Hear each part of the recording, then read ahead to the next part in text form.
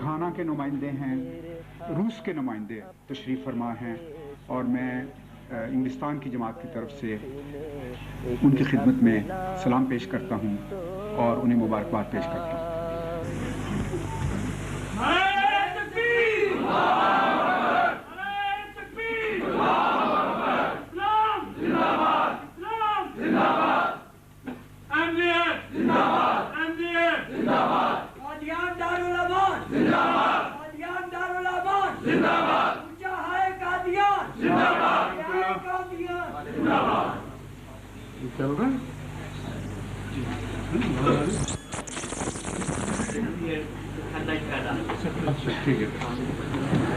Volume ٹھیک ہے آواز اس کی؟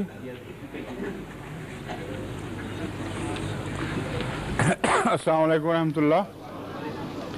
اب تلاوت قرآن کریم کے ساتھ اس جلسے کی کارروائی کا آغاز ہوگا۔ عزیز مکرم لئیق احمد صاحب طاہر تلاوت کے لیے تشریف لائیں۔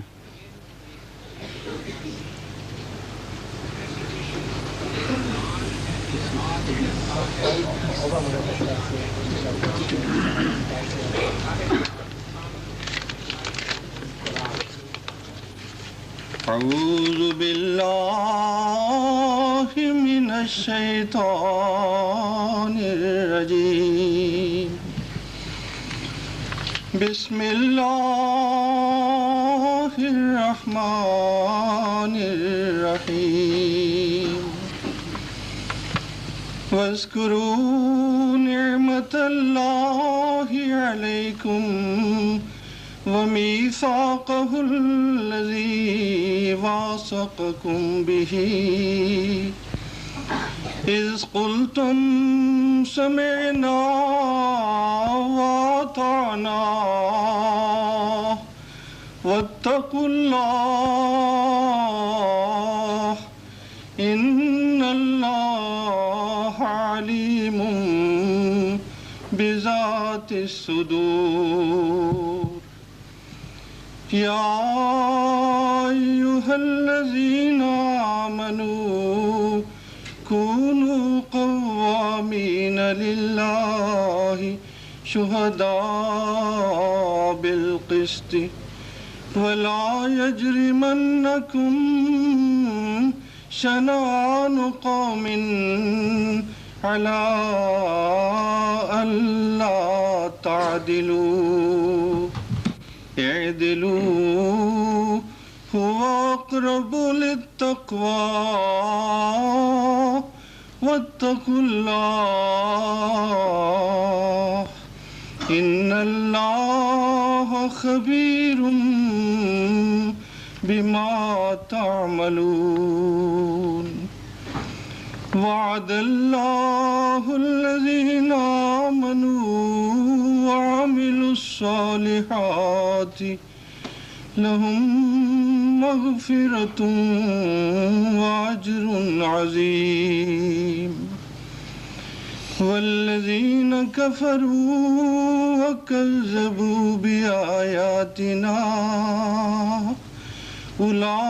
أولئك أصحاب الجحيم۔ ان آیات کریمہ کا ترجمہ حسب ذیل ہے۔ The translation of these verses is, and remember Allah بھی اور اس پختہ عہد کو بھی جو اس نے تم سے اس وقت لیا تھا جب تم نے کہا تھا کہ ہم نے سن لیا ہے اور ہم فرما بردار ہو گئے ہیں، یاد رکھو، اور اللہ کا تقوی اختیار کرو، اللہ سینوں کی باتوں تک کو خوب جانتا ہے۔ اے ایماندارو، تم انصاف کے ساتھ گواہی دیتے ہوئے اللہ کے لیے ایستادہ ہو جاؤ، اور کسی قوم کی دشمنی تمہیں ہرگز اس بات پر آمادہ نہ کر دے کہ تم انصاف نہ کرو۔ تم انصاف کرو، وہ تقوی کے زیادہ قریب ہے، اور اللہ کا تقوی اختیار کرو۔ جو کچھ تم کرتے ہو اللہ اس سے یقیناً آگاہ ہے۔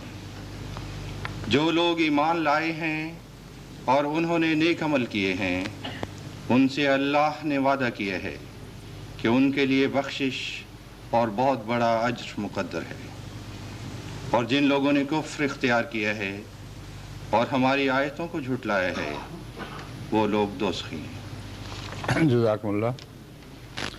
عزیزم چودھری محمد الیاس صاحب حضرت اقدس مسیح موعود علیہ السلام کا پاکیزہ کلام پیش فرمائیں گے۔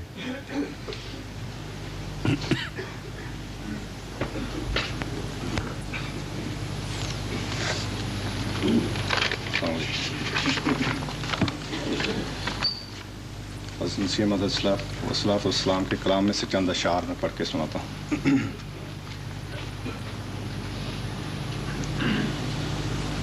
دیکھو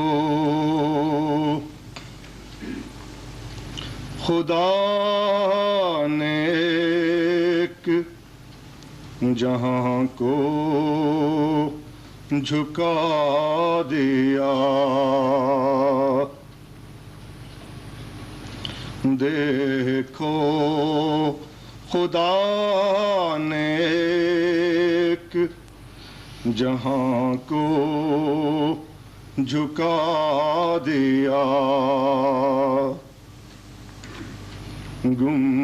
گمنام پا کے شہرائے عالم بنا دیا،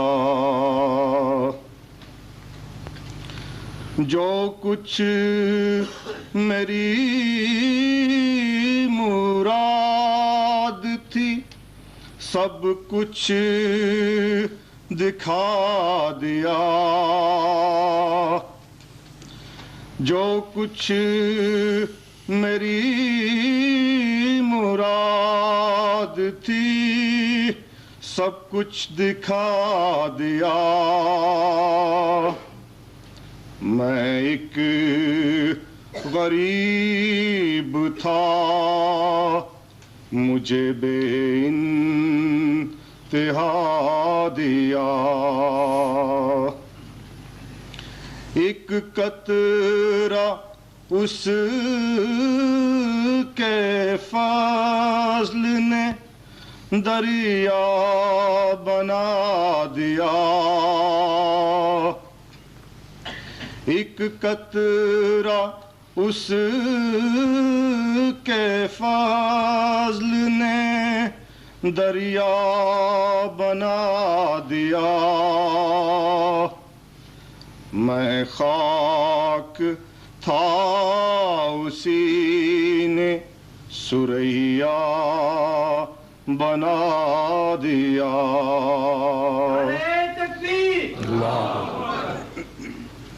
میں تھا غریب و بے کس و گمنام و بے ہنر،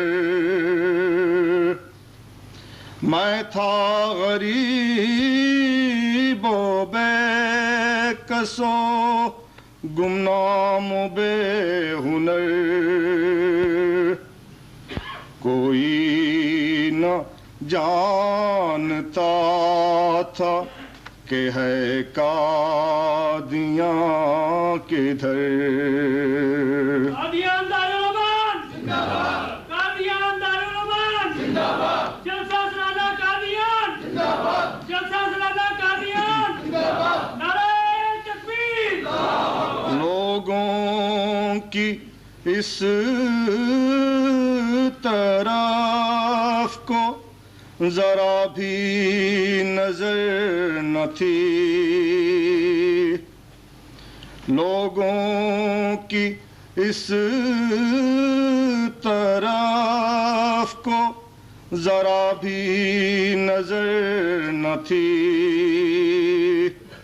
میرے وجود کی بھی کسی کو خبر نہ تھی، حضرت مرزا غلام احمد کی حضرت مرزا غلام احمد کی میرے وجود کی بھی کسی کو خبر نہ تھی،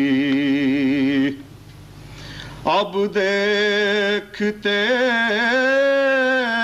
ہو کیسا رجوع جہاں ہوا، اب دیکھتے ہو کیسا رجوع جہاں ہوا، ایک مرجع خواص یہی قادیاں ہوا، ایک مرجع خواص یہی قادیاں ہوا، دیکھو خدا نے ایک جہاں کو جھکا دیا۔ جزاکم اللہ خیر۔ نعرہ تکبیر، نعرہ تکبیر، حضرت محمد مصطفیٰ، حضرت محمد مصطفیٰ صلی اللہ علیہ وسلم۔ اشہد ان لا الہ الا اللہ وحدہ لا شریک لہ، اشہد ان لا الہ الا اللہ وحدہ لا شریک لہ، واشهد ان محمدا عبده ورسوله، اما بعد فاعوذ بالله من الشیطان الرجیم، بسم اللہ الرحمن الرحیم، الحمد للہ رب العالمین، الرحمن الرحیم، مالک یوم الدین، ایاک نعبد وإياك نستعين، اهدنا الصراط المستقيم، صراط الذين أنعمت عليهم غير المغضوب عليهم ولا الضالين،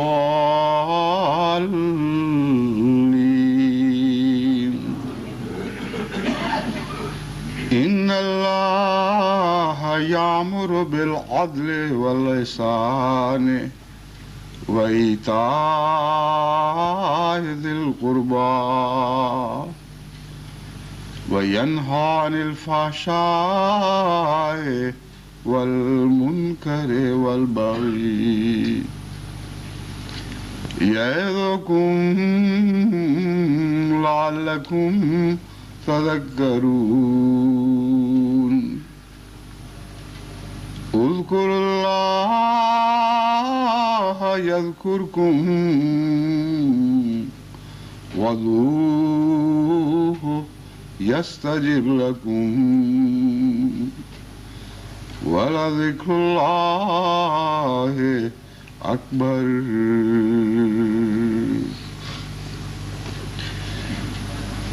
اذكروا الله يذكركم وادعوه يستجب لكم، وادعوه يستجب لكم، ولذكر الله أكبر۔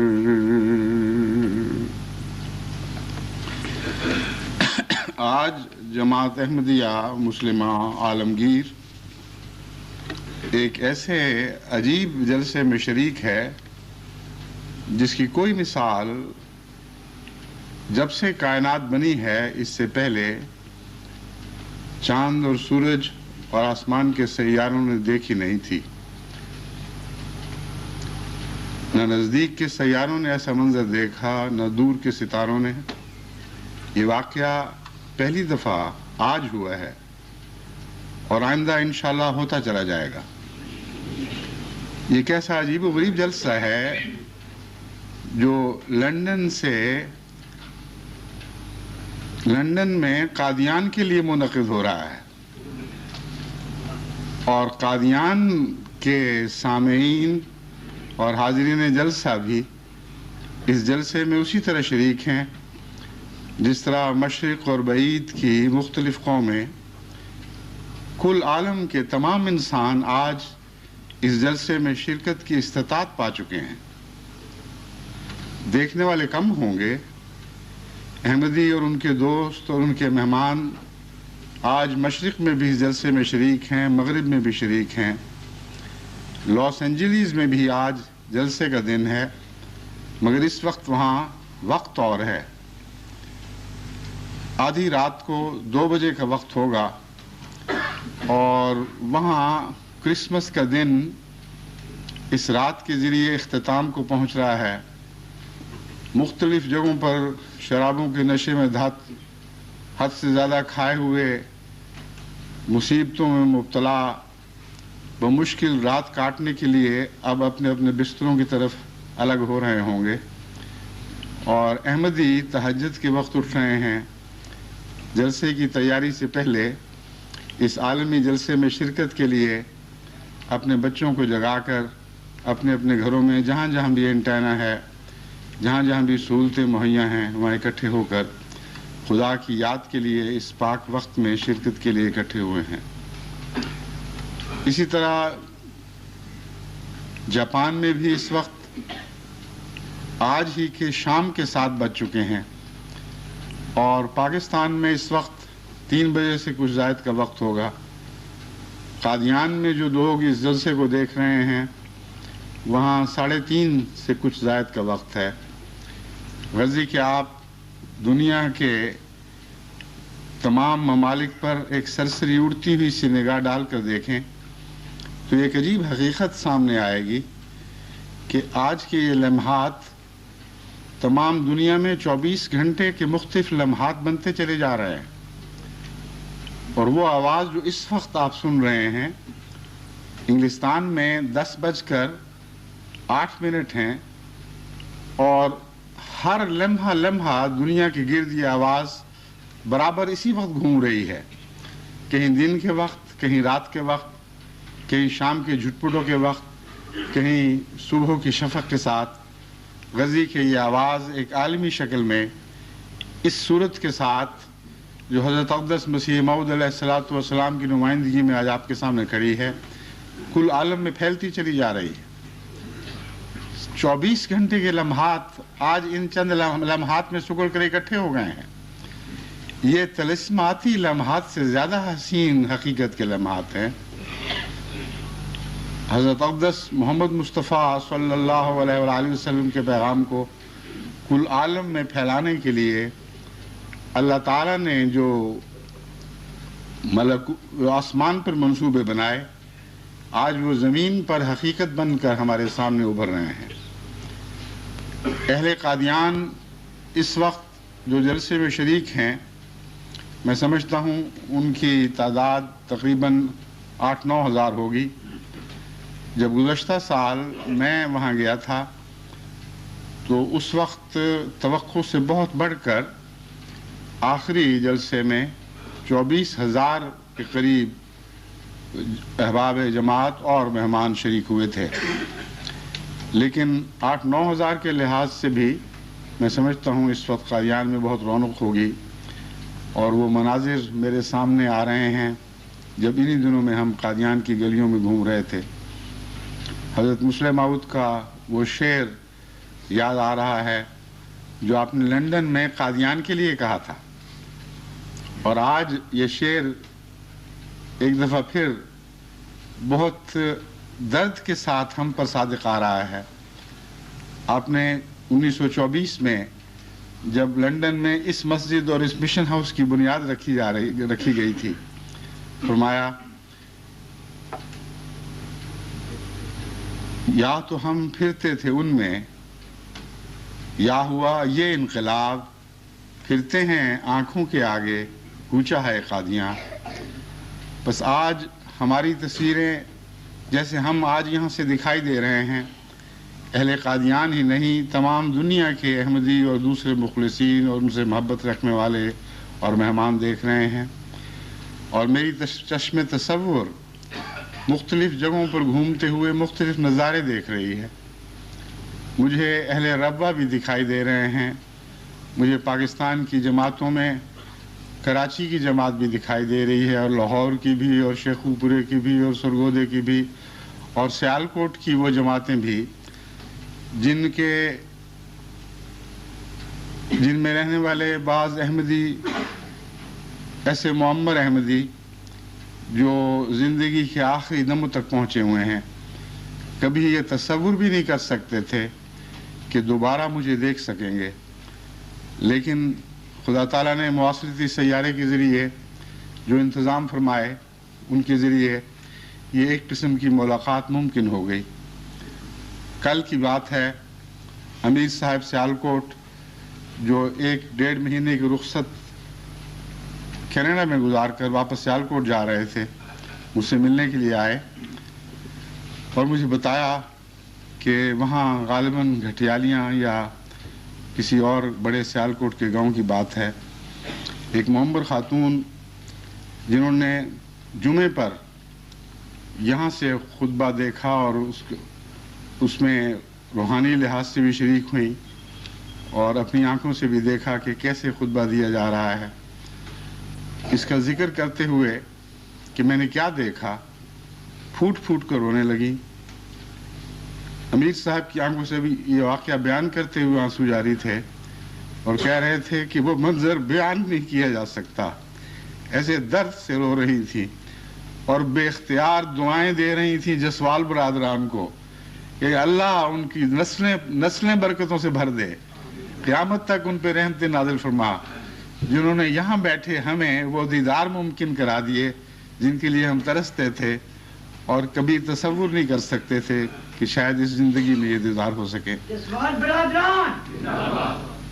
بس اللہ تعالیٰ کا بہت بڑا احسان ہے کہ ان نئی ایجادات نے عجیب مناظر پیدا کر دیے ہیں۔ قادیان کے جلسے کی وہ یادیں جب میں گزشتہ سال قادیان میں جلسے میں شامل ہوا تھا، صرف جلسے تک محدود نہیں، وہاں کی گلیوں میں قدم قدم چلتے ہوئے جو نظارے میں نے دیکھے وہ میرے سامنے ہیں۔ جس طرح فضا مرتعش تھی، یوں لگتا تھا کہ بجلی کے کوندے ہیں جو فضا میں دلوں سے دلوں تک منتقل ہو رہے ہیں۔ ایک ایسی عجیب کیفیت تھی کہ اس میں مذاہب کے تفرقے مٹ گئے تھے، ملکوں کے فاصلے ختم ہو گئے تھے، مختلف قوموں کے لوگ مختلف ملکوں سے آ کر وہاں چل پھر رہے تھے، اور ایسی محبت تھی ہر ایک کو ایک دوسرے سے، ایسا پیار سینوں سے ابل ابل کر دوسرے سینوں میں منتقل ہو رہا تھا کہ نہ صرف قوموں کے فاصلے مٹے بلکہ مذاہب کے بھی مٹ گئے۔ جو ہندو وہاں کھڑے ہوتے تھے، جو سکھ وہاں کھڑے ہوتے تھے، ان کے دلوں سے بھی بے اختیار محبت کی لپٹیں نکل کر احمدیوں کے دلوں پر پڑتی تھیں۔ محبت سے وہ آگے بڑھ کر مسافروں کے لیے ہاتھ بڑھاتے تھے۔ مجھے یاد ہے ایک دفعہ ایک بوڑھے سے کمزور سکھ تھے، وہ ہاتھ آگے بڑھانے لگے تو پہرے دار نے اپنی طرف سے احتیاط کی اور ان کو روک دیا۔ اس کا ہاتھ ان کو سختی سے لگا ہوگا، لیکن خدا گواہ ہے کہ اس سے زیادہ سختی سے میرے دل پر پڑا۔ میں پلٹ کر ان کی طرف بڑھا، ان کو کھینچ کر سینے سے لگایا اور انہوں نے کہا آپ نے تو میری آرزو پوری کر دی۔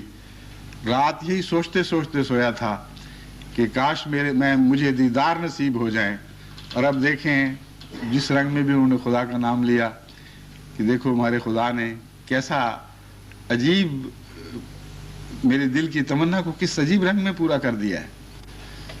اور یہ واقعہ ایک نہیں، دو نہیں، 20 ایسے واقعات تھے جو ہوتے چلے جا رہے تھے.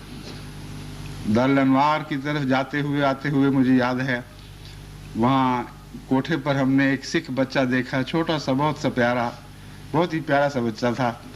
یوں ہاتھ جوڑ کر جس طرح وہ بینتی کرتے ہیں، کوٹھے پر کھڑا میری طرف منہ کر کے اپنی محبت کا اظہار کر رہا تھا.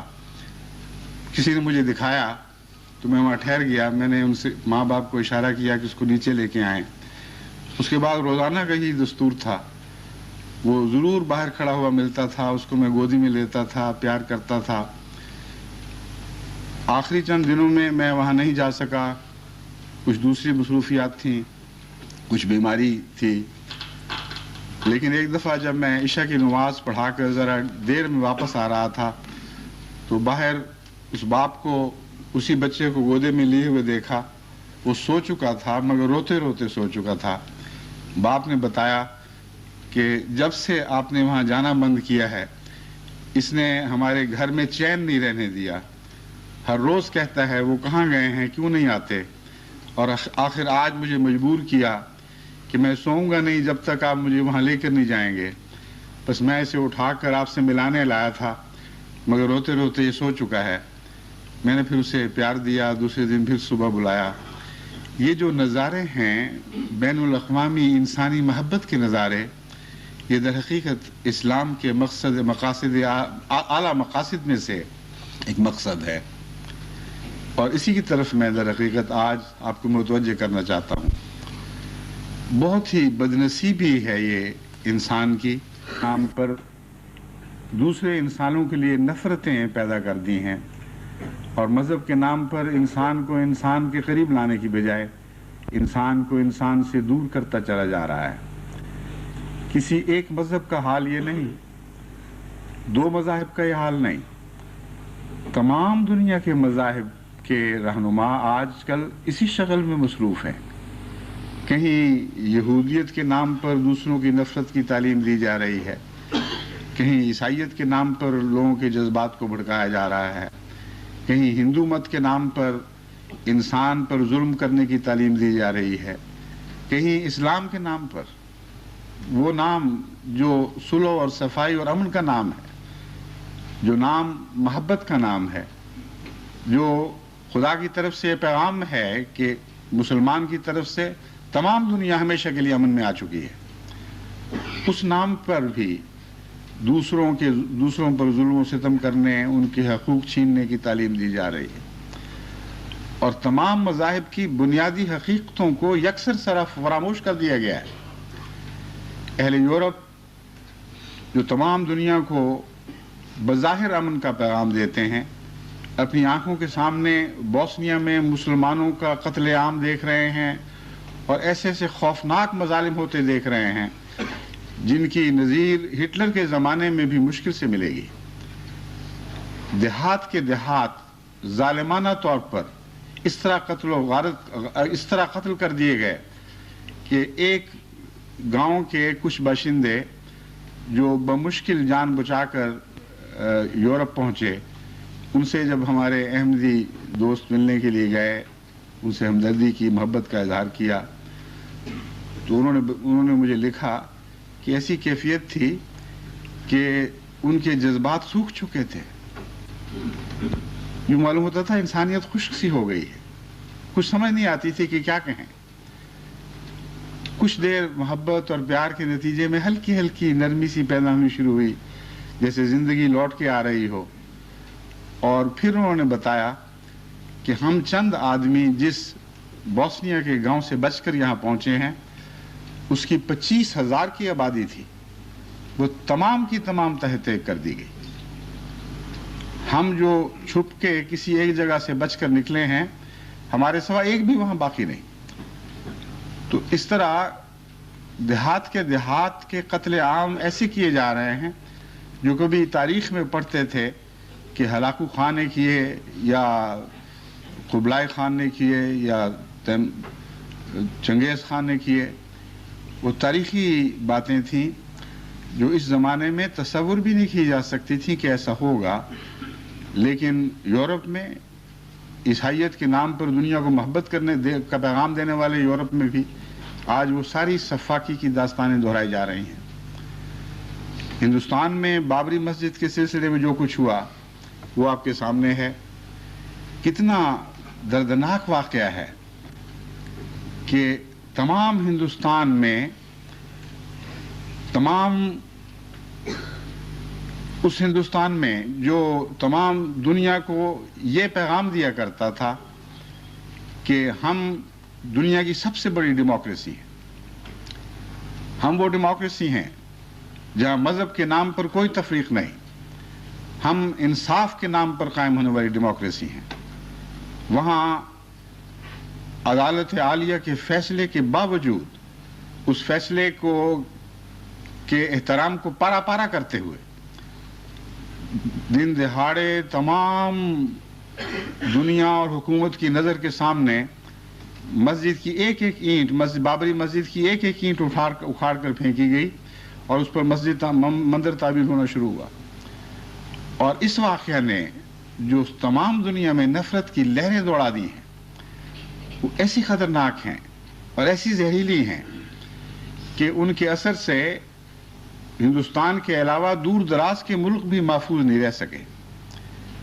ایسے وحشیانہ نظارے ساری دنیا میں دیکھے گئے کہ ان نظاروں کی آنکھیں تاب نہیں لاتی، دل ان نظاروں کو دیکھ کر لرز اٹھتے ہیں اور انسان کی روح گریہ اوزاری کرتی ہے کہ انسانیت کس مقام پہ جا پہنچی ہے۔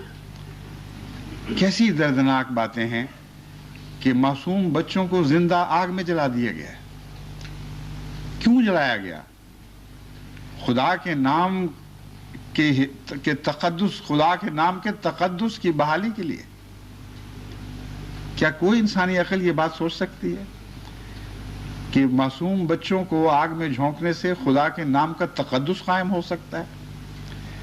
اس منہدم مسجد کی اینٹیں کیا واپس اپنی اپنی جگہ پر لگ جائیں گی اگر کوئٹے میں معصوم ہندو بچوں کو زندہ آگ میں جھونکا جائے گا؟ اور اگر اس کے نتیجے میں دوسری جگہ مسلمانوں نے بے اختیار ہو کر بعض مندر منہدم کیے تو سینکڑوں ہزاروں مسلمانوں کو زندہ آگ میں جلانے سے کیا وہ منہدم مندر دوبارہ اپنی جگہ پھر قائم ہو جائیں گے؟ کون خدا ہے جو ان باتوں سے خوش ہوگا؟ اس کا کیا نام رکھا گیا ہے؟ اسے رام کہو یا پرماتما کہو یا واحد گرو کہہ دو یا اللہ کہہ کر پکارو، وہ خدا جو اس کائنات کا خدا ہے، جو تمام مذاہب کا بانی ہے، کیا وہ خدا ان نظاروں کو دیکھ کر خوش ہوگا کہ ہاں تم نے آج اپنے اپنے مذہب کی لاج رکھ لی ہے؟ ہرگز نہیں۔ خدا اور نفرت کا دور سے بھی کوئی تعلق نہیں۔ انسانی قدروں کو پامال کرنے کی دنیا کا کوئی مذہب بھی اجازت نہیں دیتا، اور اس کے باوجود یہ جاہلانہ کھیل کھیلے گئے ہیں۔ جہاں تک میں نے تجزیہ کیا ہے، در حقیقت ان تمام مظالم اور سفاکیوں کی ذمہ داری مذہبی رہنماؤں پر عائد ہوتی ہے، اور وہ سب سے زیادہ خدا کی طرف سے سختی سے اس معاملے میں پوچھے جائیں گے۔ ہم اپنی زبان میں جسے ملا کہتے ہیں، یہ ملائیت کوئی اسلام سے خاص نہیں۔ ہندو ملا بھی ہیں اور عیسائی ملا بھی ہیں اور یہودی ملا بھی ہیں اور سکھ ملا بھی ہیں۔ ملائیت ایک ٹیڑھی کج سوچ کا نام ہے، ایک انسانیت سے گرے ہوئے انداز فکر کا نام ہے، اور جس مذہب میں بھی یہ انداز فکر رہنما بن جائے وہ قوم کی ساری اعلیٰ اقدار کو ملیہ میٹ کر دیتی، اس مذہب کا کچھ بھی باقی نہیں رہنے دیتی۔ بس یہ ملائیت ہے جو آج تمام بنی نوع انسان کے لیے خطرہ ہے۔ اسے آپ پنڈت کا نام دے دیں یا پادری کہہ کر پکاریں یا ربائی کہہ دیں، لیکن ملائیت جس بھیس میں بھی ہو وہ ملائیت ہی رہے گی۔ اور جیسا کہ میں بعض اقتباسات آپ کے سامنے پڑھ کر سناؤں گا، آپ کو یہ حقیقت حال معلوم ہوگی کہ واقعتاً جو میں کہہ رہا ہوں بین ہی درست ہے، اور مذاہب کے نام پر جتنا ظلم و ستم برپا کیا جا رہا ہے اس کا کوئی بھی تعلق خدا تعالیٰ کی ذات سے یا مذاہب کے بانیوں سے نہیں ہے. ایک بھی مذہب کا بانی نہیں جس نے دوسرے انسان کے خلاف ظلم کی تعلیم دی ہو. ایک بھی نہیں. سارے کائنات میں چراغ لے کر ڈھونڈیں، آپ کو کہیں کسی ایسے بانی کا ذکر نہیں ملے گا جس نے کوئی خدا کے نام پر کسی مذہب کی بنیاد ڈالی ہو اور وہ بنیاد ظلم کی اینٹوں سے رکھی گئی ہو، نفرت کی اینٹوں سے رکھی گئی ہو، دوسرے انسانوں پر ظلم و ستم روا رکھنے کے تصور پر وہ بنیاد رکھی گئی ہو. تمام مذاہب اپنے آغاز میں مظلومیت کی اینٹوں سے مذاہب کی بنیاد رکھا کرتے ہیں. ایک بھی ایسا مذہب نہیں جو مظلوم نہ ہو، یعنی اپنے آغاز میں مظلوم نہ ہو، جسے ظالموں نے بعد میں ظالم نہ بنا دیا ہو. جہاں تک اسلام کا تعلق ہے، اسلام کی تعلیم تو اس معاملے میں اتنی واضح اور ایسی روشن ہے کہ بابری مسجد کے منظم کرنے کے نتیجے میں دنیا کے پردے پر کسی ایک مسلمان کو بھی اسلام یہ حق نہیں دیتا تھا کہ وہ کسی مندر کو یا کسی گردوارے کو یا کسی اور مذہب کے عبادت گاہ کو ترچھی نظر سے بھی دیکھ سکے. ایک جگہ ظلم کے نتیجے میں دوسری جگہ ظلم کا کوئی جواز نہیں ہے. جو ظالم ہے اس کی سرزنش کرنا یہ انسان کا حق ہے، لیکن ظالم کے نتیجے میں کسی معصوم کا گلا دبا دینا اس کی دنیا کا کوئی مذہب تعلیم نہیں دیتا. میں چند اقتباسات تاریخ اسلام سے آپ کے سامنے رکھتا ہوں. حضرت اقدس محمد مصطفیٰ صلی اللہ علیہ وآلہ وسلم نے جو عبادت گاہوں کے احترام کی تعلیم دی، اس سے متعلق میں کینیڈا کے جلسے میں ایک عبارت پڑھ کر سنا چکا ہوں. حضرت اقدس محمد رسول اللہ صلی اللہ علیہ وآلہ وسلم نے جب سینٹ کیتھرائن جو کوہ سینا میں واقع ہے اس کے راہبوں کے لیے ایک پروانہ لکھا جس میں ہدایت جاری فرمائی کہ ہمیشہ کے لیے ان کی عبادت گاہوں کو امن عطا کیا جاتا ہے، کوئی مسلمان ان عبادت گاہوں کو ٹیڑھی آنکھ سے نہ دیکھے. ایک ایسی عظیم الشان عبارت ہے، ایسا پروانہ آزادی مذہب ہے کہ اس سے متاثر ہو کر ایک مشہور مورخ ایڈمنڈ اولے نے لکھا، یہ ایک نہایت وقیع اور عظیم الشان پروانہ آزادی ہے اور دنیا کی تاریخ میں اعلیٰ درجے کی مساوات حقوق کی ایک قابل وقت شریفانہ یادگار ہے.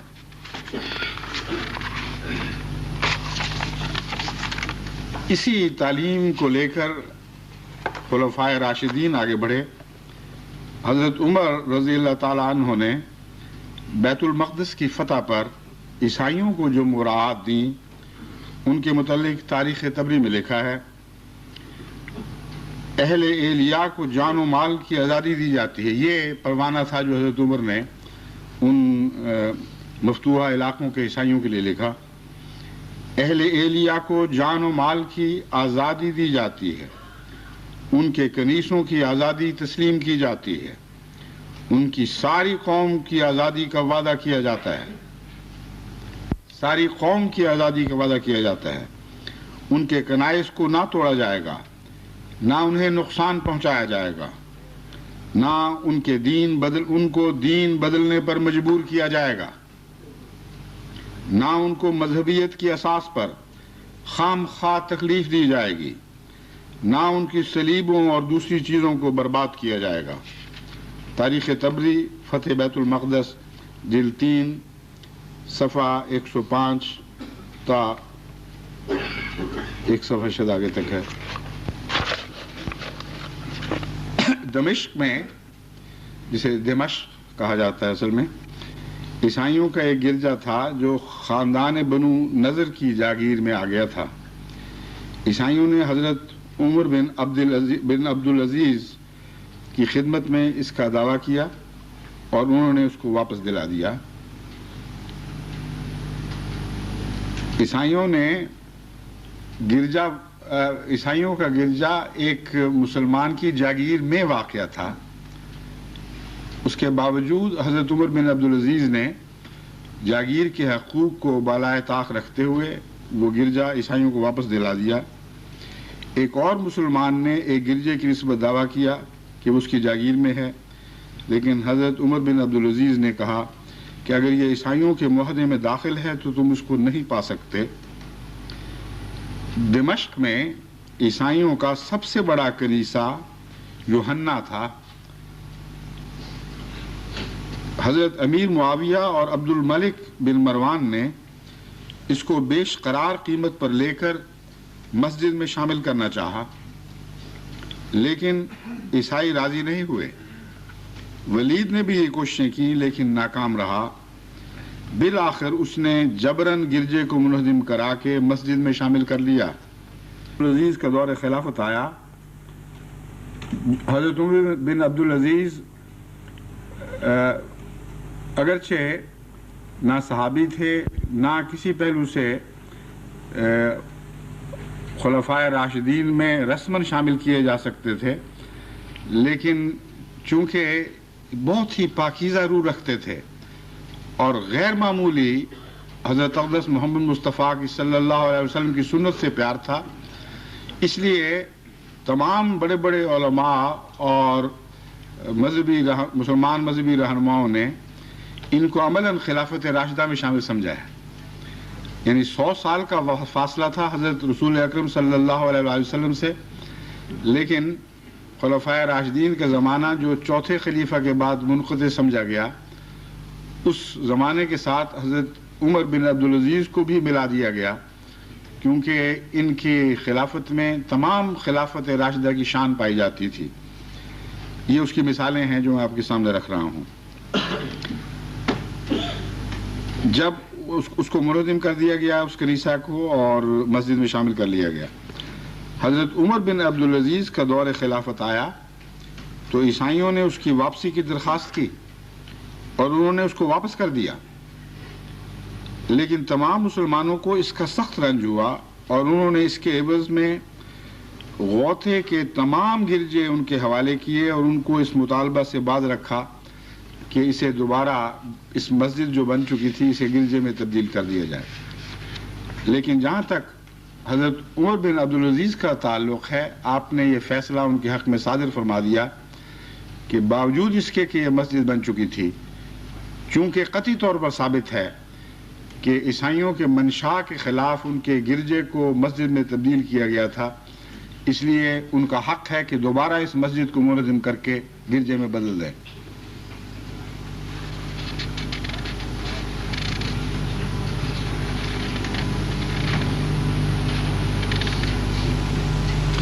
حضرت عمر رضی اللہ تعالیٰ عنہ کے دور میں ایک نستوری پادری نے اپنے ایک دوست کو خط لکھا، اس کا یہ فقرہ سننے کے لائق ہے یا پڑھنے کے لائق ہے۔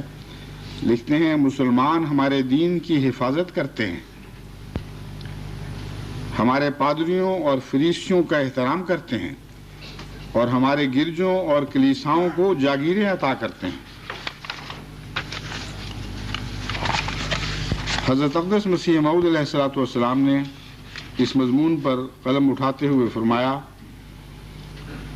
خدا تعالیٰ فرماتا ہے کہ تمام عبادت خانوں کا میں ہی خدا حامی ہوں، اور اسلام کا فرض ہے کہ اگر مثلا کسی عیسائی ملک پر قبضہ کرے تو ان کے عبادت خانوں سے کچھ تعرض نہ کرے۔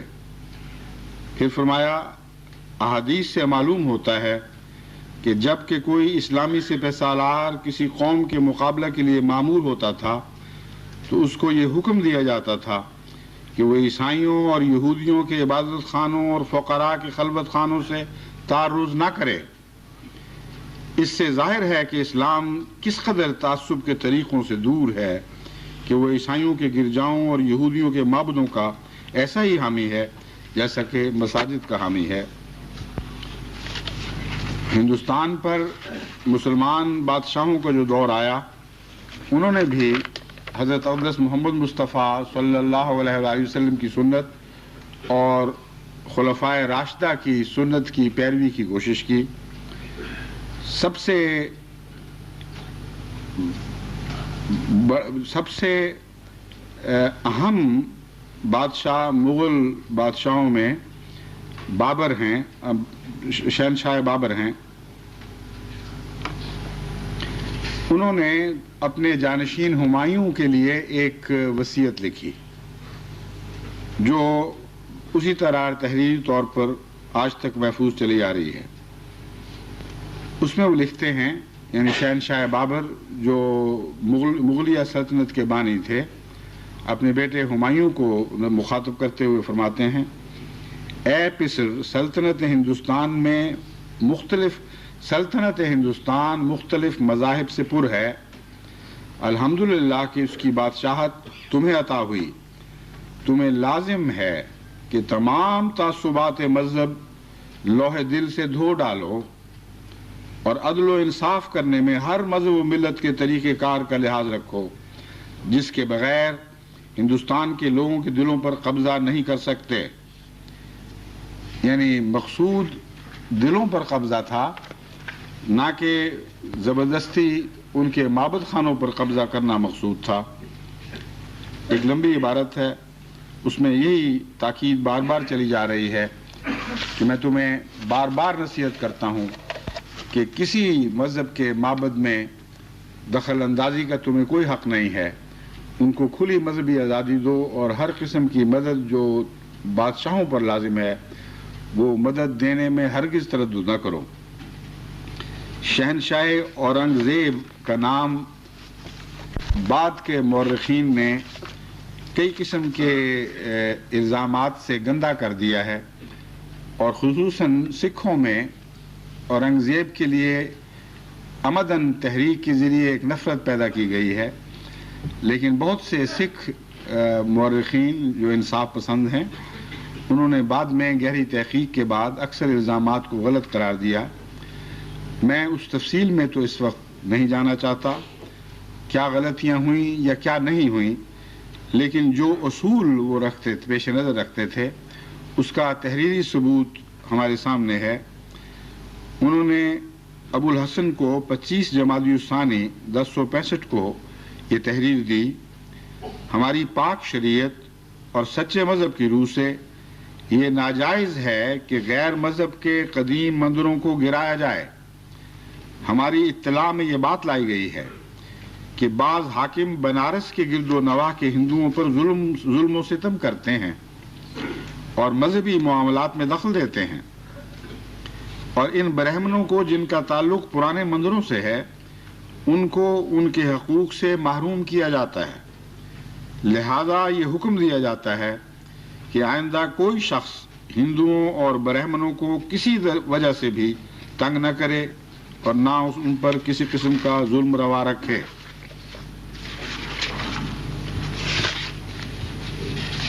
حضرت اقدس محمد مصطفیٰ صلی اللہ علیہ وآلہ وسلم نے نہ صرف یہ کہ کلی مذہبی آزادی دی اور معابد کی خواہ وہ کسی مذہب سے تعلق رکھتے ہوں حرمت کو بڑی شدت کے ساتھ قائم فرمایا، بلکہ انسانی حقوق کے معاملے میں بھی کبھی مذہب کی تفریق کو کسی انسان پر ظلم کے لیے استعمال نہیں ہونے دیا. اور جہاں تک حکومت کا تعلق ہے کامل عدل کے ساتھ حکومت فرمائی. اسی لیے جن آیات کی آج تلاوت آپ کے سامنے کی گئی ہے ان کا انتخاب کرتے وقت میرے ذہن میں یہی مضمون تھا کہ آپ کے سامنے اسلام کی یہ تعلیم رکھی جائے کہ اسلام عدل کی حکومت کی تعلیم دیتا ہے. اس کے سوا کسی اور شرعی حکومت کی تعلیم قرآن کریم میں کہیں نہیں ملتی. جہاں تک شریعت کی حکومت کا تعلق ہے اس حکومت کا دلوں سے اور کردار سے تعلق ہے. جہاں تک دنیاوی حکومتوں اور سیاسی حکومتوں کا تعلق ہے اس ضمن میں آپ سارا قرآن پڑھ کر دیکھ لیجئے، ہر جگہ آپ کو یہی تعلیم دکھائی دے گی کہ عدل سے کام لو، انصاف سے کام لو، عدل سے کام لو، احسان سے کام لو. اور بنیادی اصول جو دنیا کی ہر حکومت کے سامنے حکومت کرنے کی غرض سے پیش فرمایا گیا ہے وہ عدل اور انصاف ہی کا اصول ہے. اور اسی اصول پر تمام اسلامی عدل کا نظام قائم تھا۔ حضرت اقدس محمد مصطفیٰ صلی اللہ علیہ وآلہ وسلم کے سامنے ایک دفعہ ایک مسلمان کو پیش کیا گیا جس پر یہ الزام تھا کہ غیر مسلم کو اس نے قتل کر دیا ہے۔ آن حضرت صلی اللہ علیہ وآلہ وسلم نے اس کے مسلمان کے قتل کا حکم دیا اور فرمایا انا احق من اوفا بذمتہ، یعنی ذمیوں کی حقوق کی حفاظت میرا سب سے اہم فرض ہے۔ نصب الرایا فی تخریج احادیث الہدایہ جلد 4 صفحہ 336۔ ایک دفعہ حضرت عمر بن عاص والی مصر کے بیٹے نے ایک غیر مسلم کو ناحق مارا۔ خلیفہ وقت حضرت عمر رضی اللہ تعالیٰ عنہ کے پاس جب اس کی شکایت ہوئی تو انہوں نے برسر عام گورنر مصر کے بیٹے کو اس غیر مسلم مصری سے مار کا بدلہ دلوایا۔ ایک گورنر کا بیٹا تھا، اس سے بدلہ دلوایا اور فرمایا منذ کم تعبدتم الناس وقد ولدتهم امہاتهم احرارا، یعنی کب سے تم نے اور کیسے بنی نوع انسان کو اپنا غلام بنا لیا ہے، حالانکہ ان کی ماؤں نے تو ان کو آزاد جانا تھا۔ کتنا عظیم الشان مساوات کا عالمی تصور پیش فرمایا گیا ہے کہ کسی انسان کو کسی دوسرے انسان کو اس کے بنیادی حقوق کے لحاظ سے غلام بنانے کا کوئی حق نہیں ہے۔ ہر ماں آزاد بچے جنتی ہے اور مسلمان حکومتوں کا فرض ہے کہ ان کی آزادی کی حفاظت کریں۔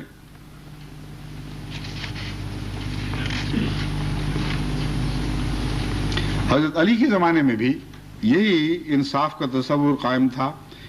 ایک دفعہ ایک مسلمان کو پکڑ کر لایا گیا کہ اس نے ایک ذمہ کو قتل کر دیا ہے۔ حضرت علی نے رضی اللہ تعالیٰ عنہ نے قصاص میں اس مسلمان کو قتل کیے جانے کا حکم دیا۔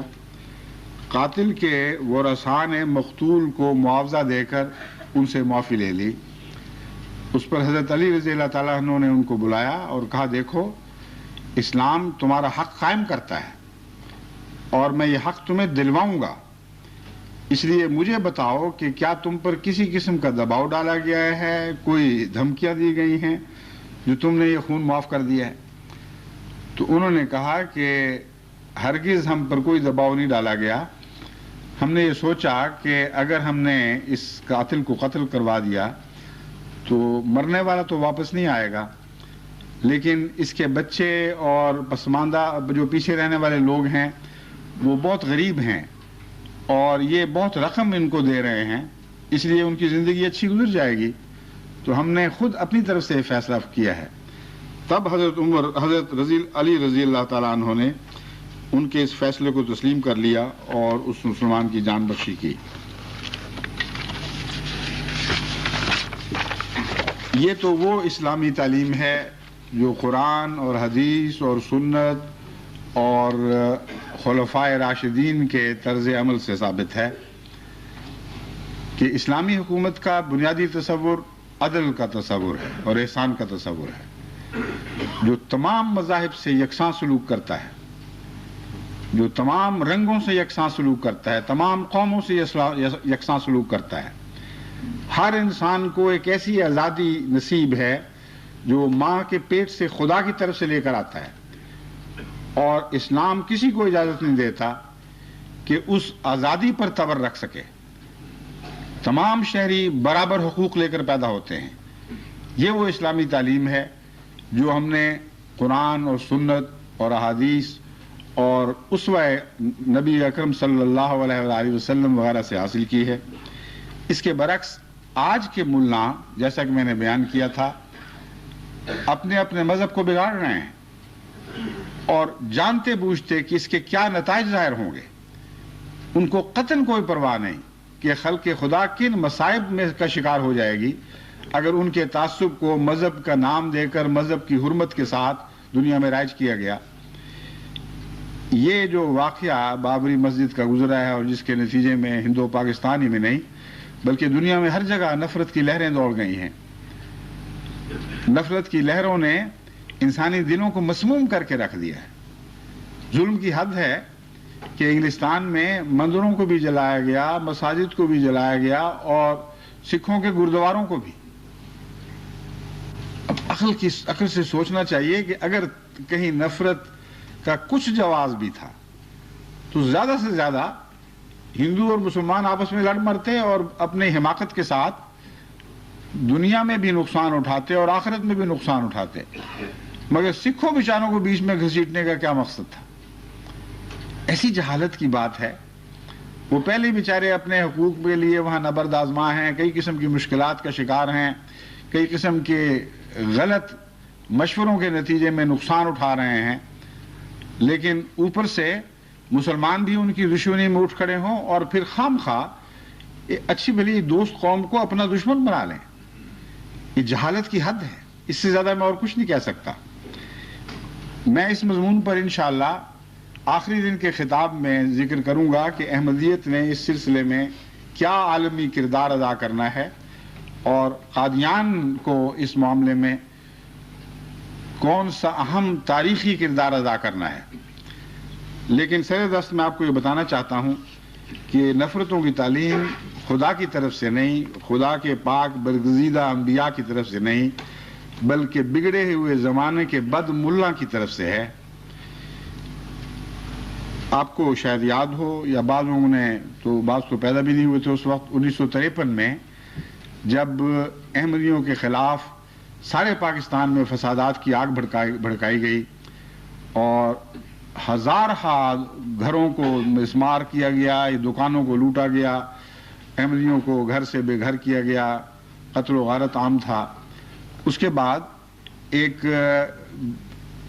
عدالت حکومت کی طرف سے قائم کی گئی جس کا نام تھا تحقیقاتی عدالت برائے تحقیقات فسادات پنجاب 1953. اس میں جب مختلف علماء پیش ہوئے تو جسٹس منیر اور جسٹس کیانی نے ان سے پوچھا کہ تمہارا تصور حکومت ہے کیا؟ یہ تو بتاؤ کہ تم کس قسم کا انصاف اسلام کے نام پر قائم کرو گے. اس پر جو انہوں نے جواب دیے اس سے تو وہ معلوم ہوتا ہے وہ جج بوکھلا گئے. انہوں نے کہا تم اسلام کے نام پر تمام غیر مسلموں کو یا ان کو جن کو تم غیر مسلم سمجھ رہے ہو ہر انسانی حق سے محروم کر دو گے؟ کس خدا نے کیسے تمہیں اجازت دی ہے؟ لیکن تمام علماء، ہر طبقہ فکر کے علماء اس بات پر آخر وقت تک قائم رہے کہ ہاں یہی ہے اسلام نے جو ہمیں اجازت دی ہے، بلکہ پابند کیا ہے. ہم تمام دنیا کے ٹھیکیدار بنائے گئے ہیں. ہمیں خدا جبر کی اجازت دیتا ہے اور جبر سے ہم ضرور کام لیں گے. اس پر ان کو سمجھانے کی خاطر معزز ججوں نے ہندوستان کے حوالے سے کچھ سوال کیے. انہوں نے کہا دیکھو، اگر تمہیں اپنی شریعت کو سیاست میں داخل کرنے کی اجازت ہے اور سیاسی حکومت کو شریعت کے تابع چلانے کی اجازت ہے اور یہ اجازت ہے کہ شریعت کا جو بگڑا ہوا تصور تمہارے دماغوں میں ہے اسے حکومت پر نافذ کر دو اور اس کے تابع حکومت چلاؤ، تو ذرا سوچ کے دیکھو کہ ہندوستان میں اس سے مسلمانوں پر کیا بنے گی. ہندوستان میں ہندو بھاری اکثریت میں ہیں، ان کی بھی ایک شریعت ہے اور ان کی شریعت تمہاری شریعت کے مقابل پر جو تم نے سوچ رکھی ہے غیر ہندوؤں کے لیے بہت زیادہ سخت ہے اور اتنی شدید ہے کہ اس شریعت کو اگر وہاں نافذ کر دیا جائے تو مسلمان کلیتاً نیست و نابود ہو جائیں گے. کیا تم نے اس بات کو بھی سوچا ہے کہ اگر تم ایسا کرو گے تو وہاں ہندو بھی یہی کہیں گے اور یہی کریں گے؟ تو جب مولانا مودودی سے یہ سوال کیا گیا اور عدالت نے پوچھا کہ اگر ہم پاکستان میں اس شکل کی اسلامی حکومت قائم کریں تو کیا آپ ہندوؤں کو اجازت دیں گے کہ وہ اپنے دستور کی بنیاد اپنے مذہب پر رکھیں؟ تو مودودی صاحب نے فرمایا یقیناً مجھے اس پر کوئی اعتراض نہ ہوگا، کوئی اعتراض نہ ہوگا کہ حکومت کے اس نظام میں مسلمانوں سے ملیچھوں اور شودروں کا سا سلوک کیا جائے، ان پر منو کے قوانین کا اطلاق کیا جائے اور انہیں حکومت میں حصہ اور شہریت کے حقوق قطعاً نہ دیے جائیں۔ رپورٹ تحقیقاتی عدالت فسادات پنجاب 1953۔ اب آپ سوچیں کہ اب جو وہاں ہندوازم کو قوت مل رہی ہے اور ہندو پرست طاقتیں سیاست میں ابھر رہی ہیں اور یہ آواز اٹھا رہی ہیں کہ اگر پاکستان میں مولوی کا اسلام نافذ کیا جا سکتا ہے تو یہاں ہندو مت کیوں نافذ نہیں کیا جا سکتا؟ تو اس کی ذمہ داری کس پر عائد ہوتی ہے؟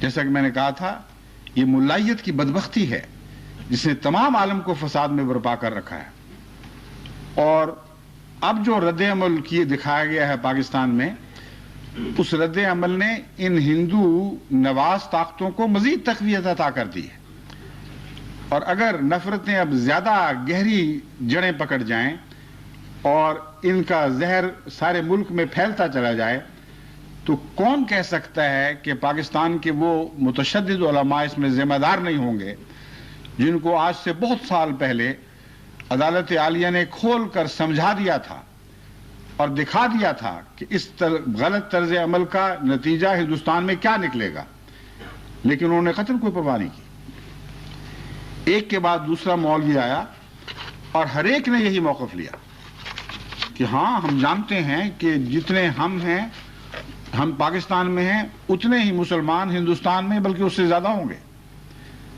کروڑوں ہیں، اور وہ سارے کے سارے اگر ہندو شریعت وہاں نافذ ہو جائے تو انسان کے ادنا حقوق سے بھی محروم رہ جائیں گے اور نہایت ذلیل اور رسوا ہو کر صفحہ ہستی سے مٹا دیے جائیں گے، لیکن ہمیں اس کی کچھ بھی پرواہ نہیں، ہم تو امن میں ہیں۔ ابو الحسنات سید محمد احمد صاحب قادری سے سوال کیا گیا، کیا آپ ہندوؤں کا ہندوستان میں اکثریت رکھتے ہوئے یہ حق تسلیم کریں گے کہ وہ اپنے ہاں ہندو دھرم کے متحد مملکت قائم کر لیں؟ جواب، جی ہاں۔ پھر سوال کیا گیا، اگر اس نظام حکومت میں منو شاستر کے تحت مسلمانوں سے ملیچھوں یا شودروں کا سلوک کیا جائے تو کیا آپ کو اعتراض ہوگا؟ مولانا نے فرمایا، ہرگز نہیں حضور، کوئی اعتراض نہیں۔ اب کیوں چیختے ہو؟ پھر یہ تمہاری بدکرداریوں کا نتیجہ ہے کہ ہندوستان کا مزاج بھی تم نے بگاڑ کے رکھ دیا۔ ہندو اپنی اکثریت کے باوجود خود اپنے مذہب کو اپنے ملک میں نافذ نہیں کرنا چاہتا تھا، آج بھی نہیں کرنا چاہتا، لیکن یہ پاکستان کی ملائیت ہے جس نے ایسی منفی تصویر وہاں پیدا کر دی ہے اور ہر مذہب کے خلاف منفی طاقت کو قوت عطا کی ہے۔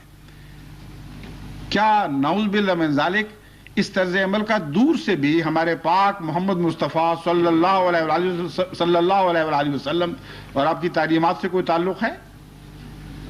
جو اس تعلق کا تصور بھی باندھے وہ بھی میں سمجھتا ہوں استغفار کا، اس پر بھی استغفار لازم ہے۔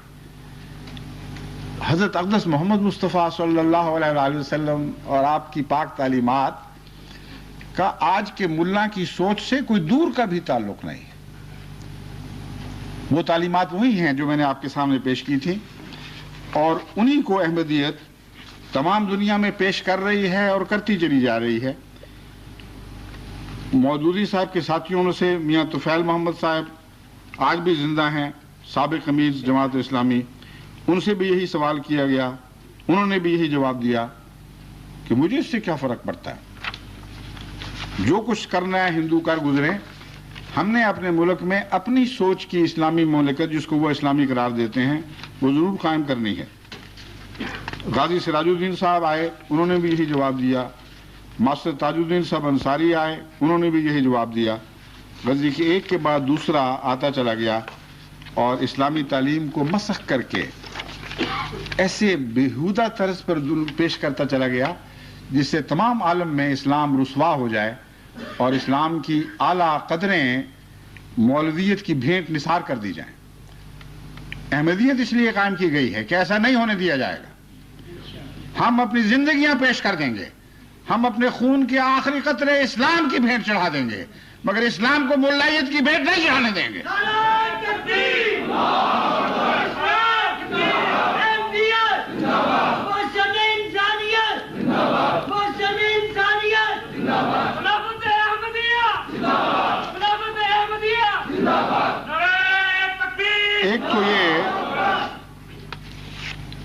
ایک تو یہ اسلام کا تصور ہے، نہایت بھیانک تصور، جو دراصل مولائیت کی ذہنیت کا تصور ہے۔ یہ بگڑی ہوئی اخلاقی صورتیں ہیں، یہ مسخ شدہ نفسیاتی کیفیات ہیں جن کا اسلام تو درکنار انسانیت سے کوئی تعلق نہیں ہے۔ ایک بین الاقوامی انسانیت ہے، وہ لعنت ڈالتی ہے ہر ایسے تصور پر جس میں کسی نام پر بھی دوسرے انسان کو اس کے بنیادی حقوق سے محروم کیا جائے۔ حضرت علی رضی اللہ تعالیٰ عنہ نے، حضرت عمر رضی اللہ تعالیٰ عنہ نے، حضرت عمر بن عبدالعزیز نے، اور سب سے بڑھ کر حضرت اقدس محمد مصطفیٰ صلی اللہ علیہ وآلہ وسلم نے آزاد ماؤں کے آزاد بچوں کا ایک حق تسلیم کیا ہے، بلکہ ہر ماں کے بچے کو آزاد قرار دیا ہے، چاہے وہ غلام ماں کا بچہ ہو۔ اور حضرت صلی اللہ علیہ وآلہ وسلم نے خوب کھول کر یہ بیان فرمایا ہے کہ انسان آزاد ہے، کسی دوسرے کو حق نہیں ہے کہ انسان کی آزادی کو اپنے پاؤں تلے کچلے یا اسے اپنے منحوس تصورات کی بیڑیاں پہنا دے۔ حضرت اقدس مسیح موعود علیہ السلام جو ہمارے آقا و مولا حضرت محمد مصطفیٰ صلی اللہ علیہ وآلہ وسلم کے پروردہ تھے، آپ کے عاشق کے صادق غلام تھے، قدم قدم آپ کی سنت پر چلنے والے تھے، ان کا تصور اسلام کے متعلق کیا ہے، وہ ہندوستان کے ہندوؤں کے لیے اور مسلمانوں کے لیے کیا پیغام لے کر آئے، آپ ہی کے الفاظ میں اس آخری کتاب میں سے میں ایک چند الفاظ آپ کی ایک تحریر پیش کرتا ہوں جس کا نام پیغام صلح ہے، جو اپنی وفات کے قریب آپ نے لکھی اور آپ کے وصال کے بعد شائع ہوئی۔ وہ آخری وصیت ہے جو اہل ہندوستان کے نام آپ نے کی تھی۔ آج اگر ہندوستان کو کسی نصیحت کی ضرورت ہے تو یہی پاک نصیحت ہے جس کی پیروی کے ذریعے ہندوستان دوبارہ امن کا گہوارہ بنایا جا سکتا ہے۔ آپ نے فرمایا یہ بات کسی پر پوشیدہ نہیں کہ اتفاق ایک ایسی چیز ہے کہ وہ بلائیں جو کسی طرح دور نہیں ہو سکتی اور وہ مشکلات جو کسی تدبیر سے حل نہیں ہو سکتی وہ اتفاق سے حل ہو جاتی ہیں۔ بس ایک عقل مند سے بعید ہے کہ اتفاق کی برکتوں سے اپنے تئیں محروم رکھے۔ ہندو اور مسلمان اس ملک میں دو ایسی قومیں ہیں کہ یہ ایک خیال محال ہے کہ کسی وقت مثلا ہندو جمع ہو کر مسلمانوں کو اس ملک سے باہر نکال دیں گے یا مسلمان اکٹھے ہو کر ہندوؤں کو جلا وطن کر دیں گے، بلکہ اب تو ہندو مسلمانوں کا باہم چولی دامن کا ساتھ ہو رہا ہے۔ اگر ایک پر کوئی تباہی آ جاوے تو دوسرا بھی اس میں شریک ہو جائے گا، اور اگر ایک قوم دوسری قوم کو محض اپنے نفسانی تکبر اور مشیقت سے حقیر کرنا چاہے گی تو وہ خود بھی داغ حقارت سے نہیں بچے گی، اور اگر کوئی ان میں سے اپنے پڑوسی کی ہمدردی میں قاصر رہے گا تو اس کا نقصان وہ آپ بھی اٹھائے گا۔ جو شخص تم دونوں قوموں میں سے دوسری قوم کی تباہی کی فکر میں ہے اس شخص کی مثال ہے جو ایک شاخ پر بیٹھ کر اسی کو کاٹتا ہے۔ آپ لوگ بفضل ہی تعالی تعلیم یافتہ بھی ہو گئے ہیں، اب کینوں کو چھوڑ کر محبت میں ترقی کرنا زیبا ہے، اور بے مہری کو چھوڑ کر ہمدردی اختیار کرنا آپ کی عقل مندی کے مناسب حال ہے۔ پھر حضرت مسیح موعود علیہ السلام تحریر فرماتے ہیں ہمارا یہ اصول ہے کہ کل بنی نو کی ہمدردی کرو۔ اگر ایک شخص ایک ہمسایہ ہندو کو دیکھتا ہے، اگر ایک شخص ایک ہمسایہ ہندو کو دیکھتا ہے کہ اس کے گھر میں آگ لگ گئی اور یہ نہیں اٹھتا تا اس آگ کو بجھانے میں مدد دے، تو میں سچ سچ کہتا ہوں کہ وہ مجھ سے نہیں ہے، اور میں سچ سچ کہتا ہوں کہ جو مسیح موعود سے نہیں ہے وہ محمد مصطفیٰ سے بھی نہیں ہے۔ جو شخص اپنے دوسرے مذہب کے ہمسائے کی خاطر ہمدردی نہیں رکھتا اور اس کو ہلاکت سے بچانے کے لیے خود اپنے وجود کو ہلاکت میں ڈالنے کے لیے بھی تیار نہیں ہوتا. وہ حضرت محمد مصطفیٰ صلی اللہ علیہ وآلہ وسلم سے نہیں ہے، کیونکہ محمد مصطفیٰ صلی اللہ علیہ وآلہ وسلم کو تو رحمت للعالمین قرار دیا گیا تھا. یہ آپ ہی کا وجود ہے جس سے تمام دنیا کے لیے رحمت کے سوتے پھوٹیں گے. اے احمدی، خواہ تم مشرق سے تعلق رکھتے ہو یا مغرب سے تعلق رکھتے ہو، حضرت محمد مصطفیٰ کا ایک حوض کوثر ہے. آپ ہی کی رحمت کے پانی کا وہ دوسرا نام ہے. آج اس حوض کوثر سے جام بھر بھر کے دنیا کو پلاؤ. یہی وہ پانی ہے جو نفرتوں کی آگ کو ٹھنڈا کر سکتا ہے. اس کے سوا آج دنیا کے لیے کوئی پانی نہیں جو ان کی امن کی ضمانت دے، جو ان کی بھڑکتے ہوئے سینوں کی آگ کو ٹھنڈا کر سکے. خدا کرے کہ ہمیں یہ توفیق ملے. اب میں اہل قادیان کو ایک دفعہ پھر محبت بھرا سلام دیتا ہوں. وہ کشمیر سے آئے ہوئے احمدی مسلمان جن کے چہروں سے محبت اس طرح ٹپکتی تھی، اس طرح پھوٹتی تھی کہنا چاہیے، جیسے کشمیر میں خدا کی عنایت سے چشمے پھوٹتے ہیں. وہ دور دراز کی ہندوستان سے آنے والی جماعتوں کے غریب لوگ، جیسا کہ اڑیسہ یا بہار یا جنوبی ہند سے آنے والے تھے، جب وہ یوں لگتا تھا جیسے سوکھے ہوئے لوگ آئے ہیں، غربت اور فاقوں اور مصیبتوں کے مارے ہوئے. لیکن قادیان کی فضا میں آ کر یوں لگتا تھا سوکھے دھانوں پانی پڑ گیا. دیکھتے دیکھتے ان کے چہرے بشاش ہو گئے، ان کی ساری تکلیفیں اور کلفتیں دھل گئیں. ایسے تازہ روح اور تازہ قدم اور تازہ بدن دکھائی دیتے تھے کہ ان پر نظریں پڑتی تھیں تو محبت بن کر پڑتی تھیں. اور اے پاکستان سے آنے والوں جو بڑی خواہشیں لے کر وہاں آئے تھے کہ اب شاید مجھ سے بھی ملاقات ہو سکے، میں تمہیں بھی محبت بھرا سلام دیتا ہوں، تمہیں اہلا و سہلا کہتا ہوں. خدا نے ایک دیدار کے سامان مہیا فرما دیے ہیں. دعائیں کرو تو بعید نہیں کہ وہ خدا آمنے سامنے کی دیدار بھی کرا دے. وہ ہر چیز پر قادر ہے. السلام علیکم ورحمۃ اللہ وبرکاتہ. آئیے اب ہم افتتاحی دعا میں شامل ہو جائیں.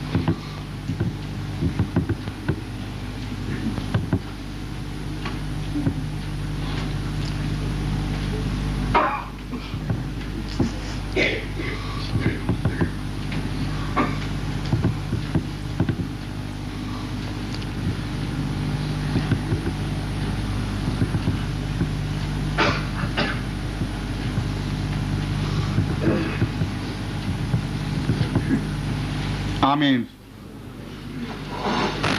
السلام علیکم ورحمۃ اللہ.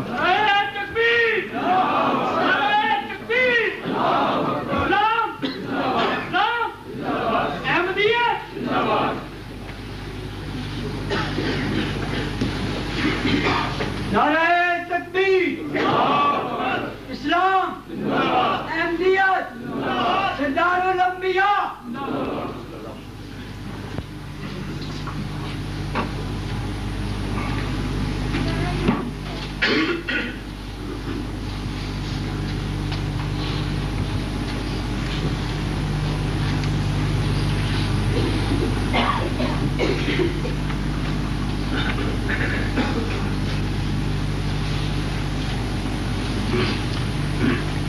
یہ قادیان سے ہمارے صاحبزادہ مرزا وسیم صاحب ناظر اعلیٰ کی اطلاع ہے کہ خدا کے فضل سے قادیان میں بڑی عمدگی سے انتظام جاری ہیں. ساری دنیا سے لوگ آئے ہوئے مہمان بڑی محبت کے ماحول میں جلسے میں شامل ہیں. اور ایک ایسے شخص کا ذکر کیا ہے جس کو آپ یعنی انگلستان کی جماعت والے خوب اچھی طرح جانتے ہیں. وہ بابا انوپ سنگھ صاحب بیدی جو ڈیرہ بابا نانک کے معزز ترین انسان ہیں، یعنی حضرت گرو بابا نانک صاحب کی اولاد میں سے اب آج وہ آپ کے خاندان کے سربراہ ہیں، یہاں تشریف لائے تھے۔ جماعت انگلستان نے جس طرح بے اختیار ان سے محبت کا سلوک کیا، وہ بے حد گرویدہ ہو کر یہاں سے گئے ہیں۔ کوئی جگہ نہیں ایسی جہاں وہ محبت سے آپ سب کا ذکر نہ کرتے ہوں اور اس عاجز کا ذکر نہ کرتے ہوں۔ تو قادیان کے جلسے میں وہ ڈیرہ بابا نانک سے شمولیت کے لیے حاضر ہوئے اور مختصر تقریر میں یہ کہا، یعنی اس خلاصہ انہوں نے پیش کیا ہوگا، ایک کنبہ یا شہر کو سنبھالنا مشکل ہوتا ہے۔ خلیفہ صاحب کی 130 ممالک میں جے جے کار ہو رہی ہے۔ مجھے یقین ہے، جو یہ بات ہے جو میں آپ کو سنانا چاہتا ہوں، خدا کرے کہ ان کا یقین 100% سچا ثابت ہو، مجھے یقین ہے کہ 5 سال کے اندر اندر جماعت 10 گنا زیادہ ترقی کر جائے گی انشاءاللہ تعالی۔ السلام علیکم۔